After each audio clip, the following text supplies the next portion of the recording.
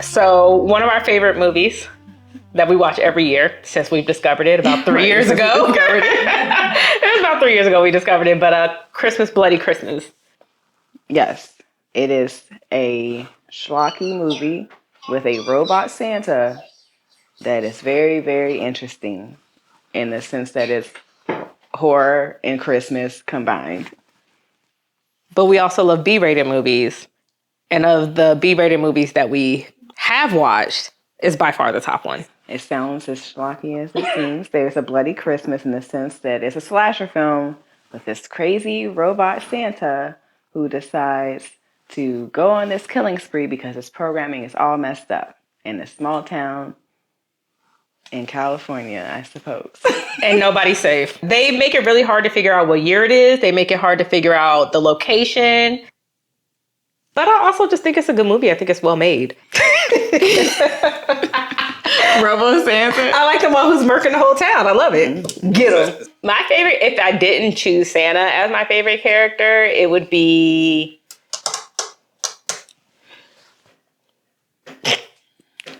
the little kid from the beginning. Oh my gosh. Shut up. I don't want to give spoilers, but pay attention to the child when he comes into the movie. Pay attention, because this is my 4th year watching this movie, and I just noticed something today. Oh, okay. So my favorite character, I mean, I would have to say, I love a good final girl. I feel like Tori is a really good final girl. She's not she's not too perfect, you know, like she's just a regular girl who gets thrown into a crazy situation and just is figuring it out as she goes. And, you know, her survival instinct is fairly strong. Nothing overpowered, but, you know, it's relatable. So I do enjoy her as a character. I enjoyed following her from start to finish. Do you think maybe we like her because we like Black Christmas, like the 2019 Blumhouse one? Because I know a lot of people don't, but we like that movie. And the women are strong in it, and some of them survive. Mm-hmm. And she kind of reminds me of what the sorority girls, the main sorority girl, I don't remember her name, but she reminds me, like, she could have been in there, because, like, she's not super blonde and just making really stupid mistakes. She's not silly. She's not ditzy. Yeah. She's not clumsy. She's not, you know, foolish. But also she's not like, oh, you know, very, you know, it's not like she's so like, oh, she was an Olympic athlete or anything. Yeah. Like, it's something very relatable and realistic about her entire journey. Like, she's clever, for sure. We realized that with the dialogue and the back and forth early in the movie. But, you know, she's quick at assessing a thing and adjusting. She's adaptable. And I think that's something that's very familiar to a lot of people. So it's easy to follow her. And the same thing with Black Christmas, easy to follow them because it's something innately strong, familiar. Yeah. And they're strong. Mm-hmm. The plot is straightforward. I enjoyed it. It's very easy to follow. You get a kind of a briefer in the beginning, like a real snippet of hey, this thing is on sale. Here's some background information for it. And, you know, this is going to be your big bad. And once that's done, you jump right into, here's your main characters. Here's who you're following. Here's where you are, your setting. And it gets going right away. You get acclimated and just follow along. So I think there was not a single point in that movie where I thought this is moving slowly. Mm-hmm. Like, even from the beginning, even if it was, like, they started with the whole news part, they told us what was wrong with Santa, why he started doing what he was doing, but it was never slow, because then they went straight to the characters, gave us a little bit of a backstory, and it was interesting banter back and forth between them, and then it automatically went into the plot. So I don't think that it was ever slow, and I think that's something that we appreciate, because when a movie is slow, anybody would tend to turn that off. Yeah, the dialogue is engaging, the characters are very palatable, so you just get acclimated very quickly, and so you're ready to follow whatever journey this is going to be. It is small, intimate, and contained. So although he had California tax, he could have driven his car because he wanted a small town life. We don't know. He could have went cross country. It definitely gave vibes of a town that has less than 1,000 people in it. Well, because I was like, could a Santa like that really get out in a place like DC? He would have so many people trying to, like, get him. when they came out of the shop, when they closed it down for the night, there was nobody around the town. Even when they went to the bar next door, the only person in there was the bartender, and he was closing for the night. So it clearly, even if they stayed open till like 1 or 2 a.m., it was such a small town that nobody was there. The bartender said, I got to go home with my kids. I agree. It's just it's a contained area, small, local, maybe even a little isolated, but it makes for an effective location for a movie like this. Because, you're not asking those questions like, oh, where is the National Guard? Where is the FBI? You're not asking those questions because it's, they're in D.C. But you're not asking those questions because you can tell immediately that it's small town, isolated, rural, by itself, and they're on their own to a degree. It had to be a small town where when you get off work, you're the only two people walking on the street. But also you kind of got that from the signage from the stores as they were walking to go see the friends. All of the signs look really vintage, really old, just something not up to date. So it just gives small town vibes if it was taking place anytime after 2000. Our main character, she works in a record store. Even though I'm not as familiar with, rock music in general, I appreciated the knowledge and the insight and the references because it lets you, if you're a music lover, you're a music lover. And that's not my genre, but I appreciate that there's somebody passionate enough about it to dedicate the energy and the effort to cite these references and tell this story using music as a bit of a catalyst. So I enjoyed it. It was well done. So I will truly say that I don't think it was until now, like till rewatching it for the 4th time, that I truly paid attention to the music. I enjoy music when I hear an orchestra or an instrumental being really impactful for a scene. That's what I normally am drawn to. So I wasn't really paying attention to like the rock music that was playing in the background. But I think now watching it, I paid attention to, I feel like it was actually a pretty big part of the plot. Like, as you said, from the store to the way the characters dress, their personality. And then that music was literally in almost every scene of the movie. I don't think there was a scene without it, but I think that if I tried to take the music out, I wouldn't like the movie as much. Yeah. The filter effect that they had on there, it matched the music. Mm-hmm. And so because I do like the filter effect that they had on the movie, I think that made a really big impact. I liked it. I like all music, but I don't like listen to rock like that. But yeah, I just think it was just like a good choice from the filmmakers to marry the design, the visual design with the music. It was well done and it makes it more cohesive in a way. Yeah. As someone who really, really loves B movies, it's like I'm going to break that down into like an A, B, C, and D. Like the movies we watched the other weekend, D, terrible. Didn't make it through the first 10 minutes. I wouldn't even say D, like they were Fs. It's probably one of the top B movies that I've seen. Like, I just think that the actors, the acting was well done. I didn't see anybody, not even the robot Santa, that I was like, oh my God, this is terrible acting. One questionable one, but I'm not going to point that out. Who, the little boy? No, the black man. Oh. I really enjoyed the acting in it. To me was good. It wasn't like over the top, dramatic. Like it was appropriate for what was happening in each scene. I do think that it's really underrated and that more people need to know about it. Yeah, I think the production quality was really good. They invested well with the effects that they decided to, spend a little bit of money on, like the fire effects for the car explosions. I enjoyed a lot of the effects for the death scenes, the kill scenes. I feel like they were well done. And they invested money in those masks. Mm-hmm, yeah. They invested money in those kill scenes. You can see where the money went and it was put to good use. And I think there was really nothing in the movie. I was like, oh, that looks like crap, right? Like that looks terrible. No death scene made me laugh. Mm-hmm, mm-hmm. Whoa, one did. But not in that way. But we had to rewind. It wasn't it was kind of like a WTF scene. Like it wasn't because of the effects. It wasn't the effects. It was just like that was actually hilarious that y'all did that. You did that? That's hilarious. That was the only funny part. Can we spoil it? Or should we?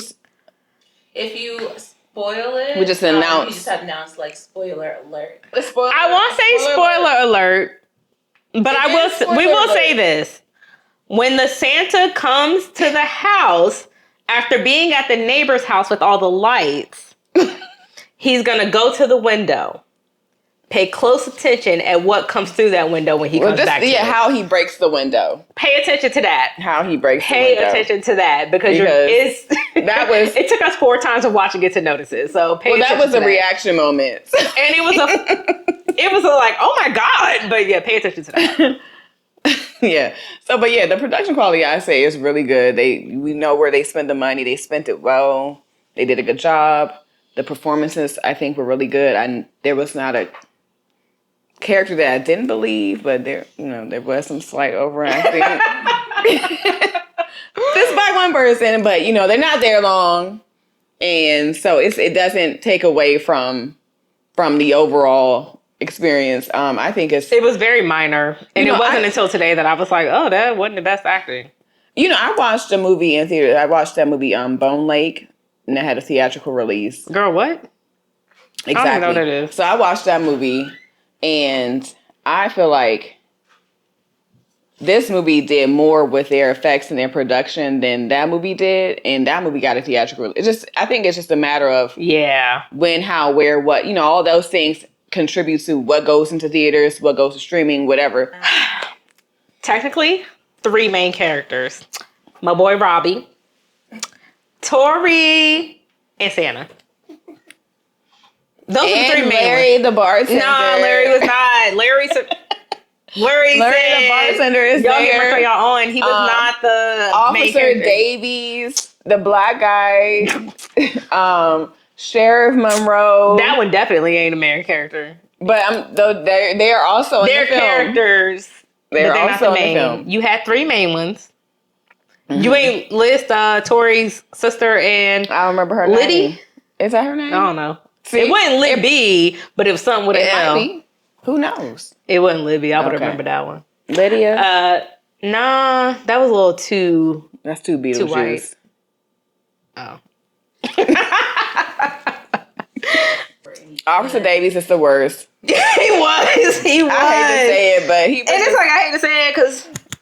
Black man. He was really, you can tell he was really reading those lines off the page. You could tell he was trying. Mm-hmm.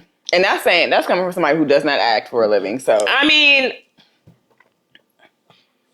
depending on who I'm talking to is my acting level. But. Right. Okay. Yeah. No. He unfortunately was the worst, the weakest of the cast. Because everybody else did so. They did really good. Yeah, they were solid. So it was definitely acting that you would not expect in a movie that's you just find on Shudder that's like a Christmas movie. Because normally the acting is not good. Mm-hmm, mm-hmm. And I think we actually really liked this movie because the acting was good. Oh, like y'all might not be like A-list actors, but if you keep working, you can definitely get there. Yeah, they're good at their craft. And also the characters are written well enough that you believe that these are real people, right? Like they're not like caricatures. They moved in a realistic fashion. Yes, they said things that were realistic. They interacted realistically. So it made it more even though tangible. I was like, girl, why don't you do this? Sharina's like, she's terrified. Mm-hmm. She's not gonna do that in real life. So yeah, it's really they moved how someone would actually probably move in that situation. Mm-hmm. Yeah. So I think just the characters are well written, so that drives the performances, and so yeah, everybody was really solid. Yeah. I would say there didn't need to be as much sex involved in the movie as it was, because the beginning was very, very just sexual from everybody. It was just really charged up. Yeah, but it's like, even though it's like, I mean, we all love a little freaky thing, but like, it was like, okay, I get it. Y'all are all effing in this town. Like, we get it. I get it's a part of the relationship, and for the main characters, there's okay, sure, but the other one is like, it was really unnecessary to see that. It was unnecessary.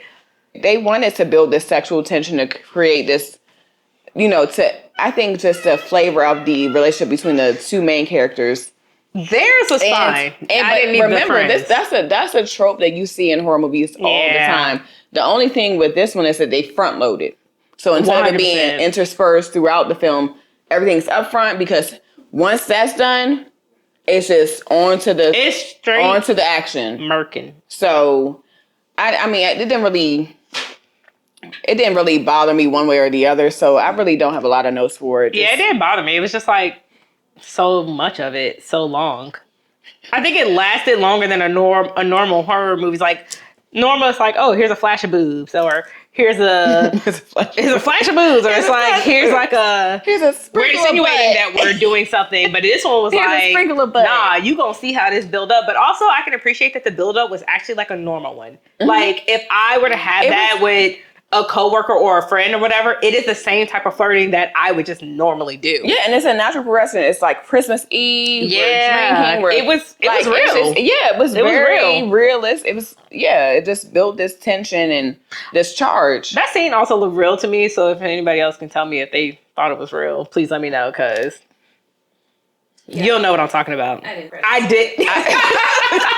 Is it? Like, I was like, down the credits. That looked real to me. I mean, girl, if it was, good for you. But also, I don't think this movie was rated what it should have been if that was the case. Well, we'll know or never know. Who knows? Girl. But it did help create that juxtaposition of, like you mentioned it when we were watching it, they made that juxtaposition with pleasure and pain. I did. Because legit, this movie was pleasure and pain for the main character. Like, girl, love that for you. Or hate it for you. They don't know which job with building that. She had like the best and worst day of her life, all in one. Mm-hmm. Spoiler alert. Okay, the most gruesome death. Okay, look, I actually took a note of that. Did you? I took notes of the kills. Yeah, how I felt about them. First kill, mine. First two kills in the toy store, I was like, because they were kind of cutaways. They deserved it. But you should have been paying attention. Also, they weren't like, you didn't see that. It was like, it was flashes of, she's funny. It wasn't. What was the noise, Sharina?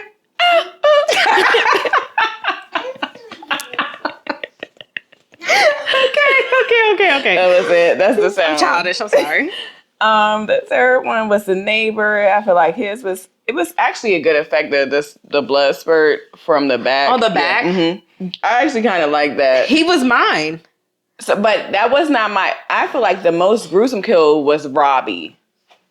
Oh, see, mine was the neighbor because after the back, his face got smashed to the steps. Spoiler alert. You're right. His face got smashed. He was still alive for that. It was a good one. I said Robbie only, I think probably because because you had a connection with Robbie because he was from the beginning. Mm-hmm. Also, spoiler alert. The axe to the face was. Can we just say spoiler alert? Skip this section if you don't want to know what happens, or if you don't want to know who dies, because.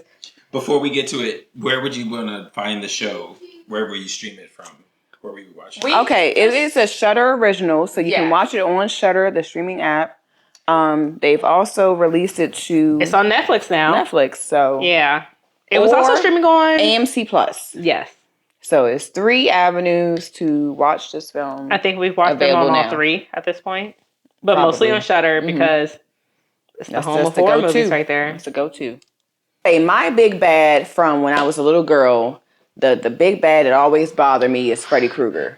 Really? And, yeah, because you die in your dreams, you die in real life. And 4-year-old Sharina did not understand that he was an imaginary character. And I remember I asked my dad about it. And I said, Dad, Freddy Krueger comes, what are you going to do? He said, he's imaginary. I didn't know what that word meant yet. And I was like, oh my God, does that mean he can't die? He was like, no.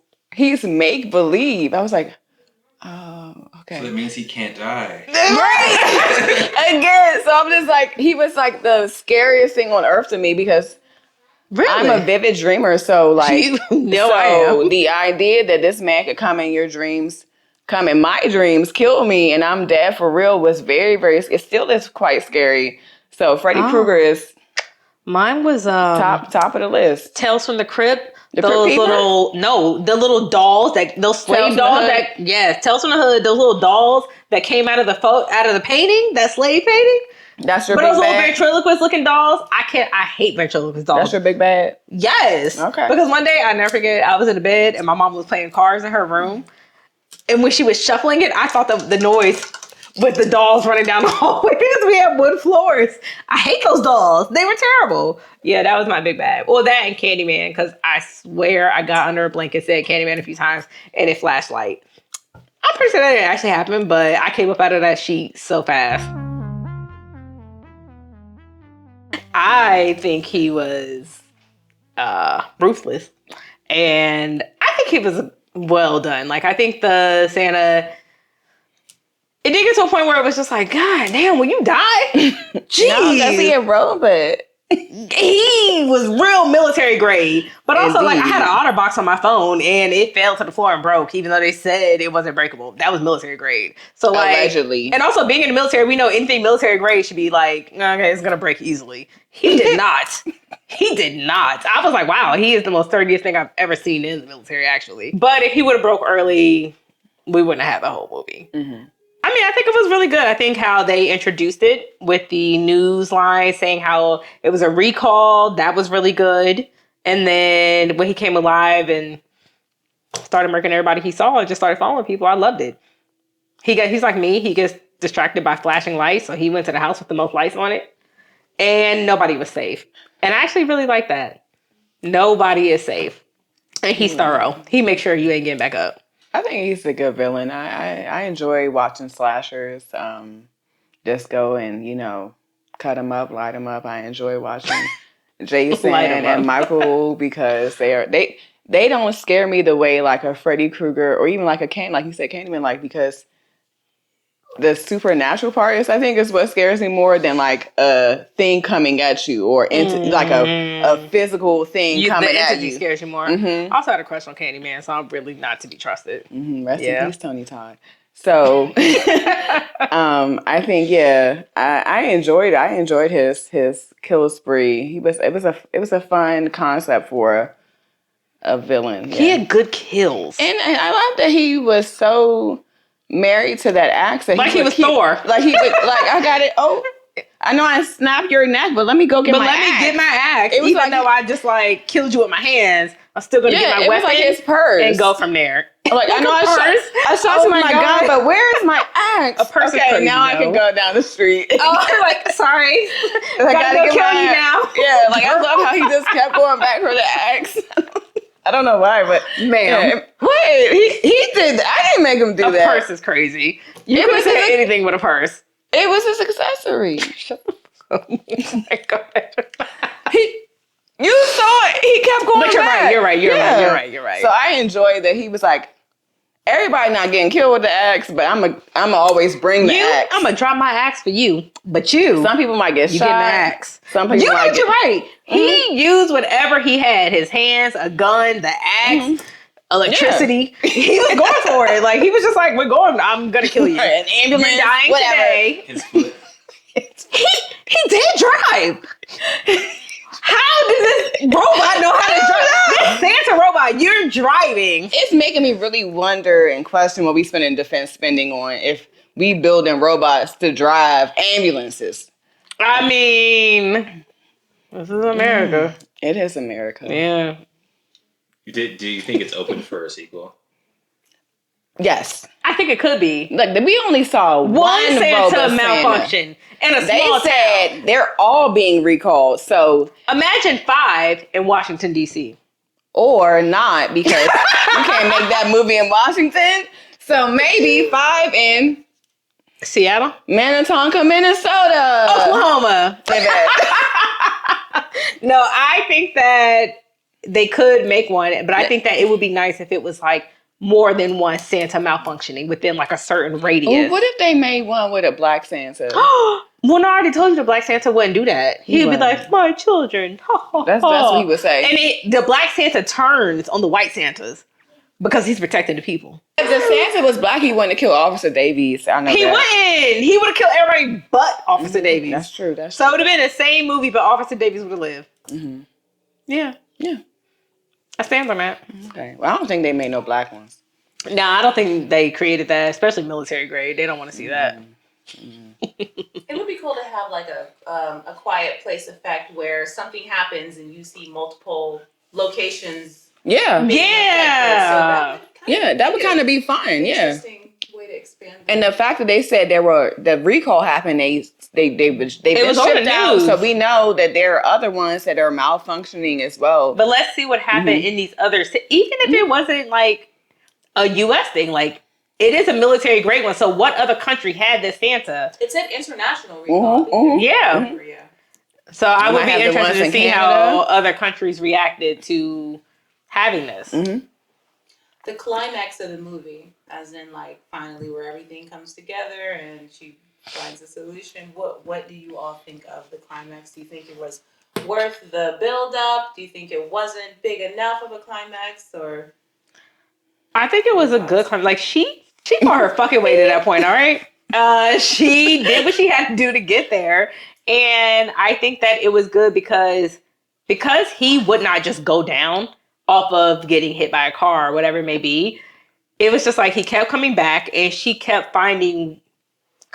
She used what she had to survive. Even if she was injured, she used what she had to survive. And I think maybe that's why I like it so much because that's more realistic. Like, I kind of think it was somewhat perfectly done for this movie. She used what she had. She was being creative with what she had because I wouldn't have thought to get out of it the way that she did. Like I said, I would have tried to chop something off of him. I would have been trying to dismember him and stuff like that, but that wasn't realistic, as Sharina said. It wasn't realistic, so I think she did a good job with it to make that climax like. Okay, remember how earlier I had said, "Oh, I don't really have too many notes." She lied. That's one. That is. I feel like the climax went a teensy weensy bit too long in the sense that Robo Santa just kept getting up. He wouldn't die. Yes. Yeah. So I mean, there was that final get up. They didn't have to have him get up again. But you did have that moment where you were like, come on. Yes, yeah. Like you lit. Okay, yes. Yeah, so I do agree with that. That being said, that's the only little bit that the climax was good. Her circling back to the record store, where we started this whole journey, was very well done. Her using the space that she's most familiar with was well done, and yes, and seeing her survival instinct ramp up, well done. But just Santa, stay down. Like, can you die? No, because he a robot. Okay, well, can you just short circuit? Apparently not. He can't. But yeah, I get what you're saying. No, it was like 2 kills of him too many. Like, you could have died 2 kills ago, but you did keep coming back. So, although I do like the creative ways that she was trying to like take him down, but even she acknowledged that. She was like, "Come on!" Yeah, like, are you serious? Yeah. So it was fun, but it just pushed a little bit too far, I think. And that's one of my only notes. No, you're right. When you tell people you should watch a horror Christmas movie, they're like, ew. They want to watch Hallmark or they just want to watch something that's like a classic. Now, our friends who are close to us and know us know that we love horror movies. So we're just kind of like, but they're still not going to watch it. So I think that I recommend this movie to anybody who they like horror or like a thriller type genre. And they don't want to watch some classic Christmas movie. Like, they don't want to watch Hallmark. They don't want to watch Lifetime. They even don't want the cheesy ones that come out on Netflix. They want to watch like a entertaining thriller slasher type Christmas movie. Yeah, I think if you're a horror fan and it's the Christmas season, this is a good movie to watch. Like, you know, like you're going to get all lights and references, and yeah, they you talk get the Christmas about lights. Christmas. They talk about the movies. They talk about the music. You get the atmosphere, but you also get the horror element. You get the slasher film on top of it, and it's just like a nice, happy coupling of these two things that's very well done. So, And I it would has recommend it for Santa. horror fans. I recommend it for horror fans. It got Santa. That's Christmas. Just don't tell your friends Christmas. what it is, and just say I got this Christmas movie. Oh I'm my gonna watch gosh! it. Put Don't it do on. that to people. Surprise, surprise, surprise, surprise. Yes, just put it on and let them figure it out. Either they'll still be your friend afterwards or not. I can't tell you that, but It's a good movie. it is It's a a good fun movie. movie. It's I recommend it for rewatchable. people to watch, but I do understand that it is a specific group of people that will watch this movie. Mhm. It is not for everybody. No, but it's But rewatch for those that like it. It's rewatchable. It's rewatchable. We're It's on well year done. 4, I think, and we're still watching it, and we're gonna keep watching it. So yeah. Any last things you want to say about the movie production before we end our recording? No. No. I'm like, I actually don't have anything. I think yeah. So one thing we'll do before we press stop. Cheers. Is, Wow. well, who are you? What are Oh you? my Oh, God. damn. We did an introduction. Well, you don't know me, but 6 more to 5. Just first names, obviously. I'm Tori. I'm Sharina. And we're the. I know. I We know. don't have a We name. don't have a name yet. And we don't have a name yet, but we love horror. We are and horror sci-fi. movie fans. Yes. And also video games. Mhm. One of our big things is playing virtual reality games together, which are also horror and Yeah, sci-fi. there's a thing for that too. Yeah, we'll have that too. Awesome. All right. Well, thank you all for your time. This has been amazing. And I'm going to press stop. Yeah. We did it. End credit music.